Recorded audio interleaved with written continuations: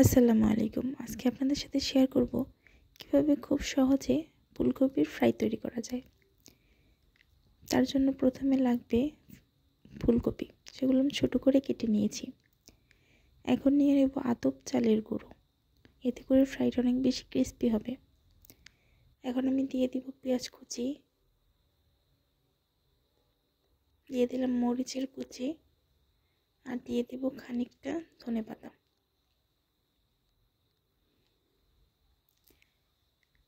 এখন দিয়ে দিচ্ছি আদা রসুন বাটা, আর দিয়ে দিব মরিচের গুঁড়ো। হলুদের গুঁড়োটা আমি দিব না, এতে করে হলুদের একটা গন্ধ আসে। আর এখন দিয়ে দিব জিরে গুঁড়ো,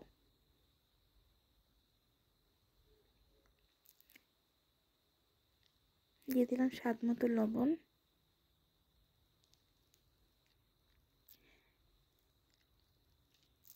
এখন ঠান্ডা পানি দিয়ে আমি ব্যাটারটা তৈরি করে নিব।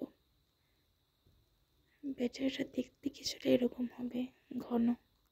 এতে করে ফুলকপিতে ব্যাটারটা সুন্দর করে লেগে যাবে।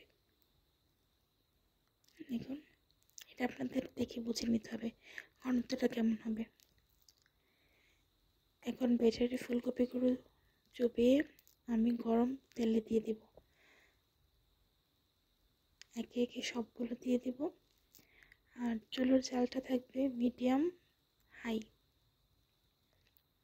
দেওয়ার সাথে সাথে নেড়ে দেওয়ার দরকার নেই, এক পাশ হয়ে গেলে আরেক পাশ উল্টে দেব।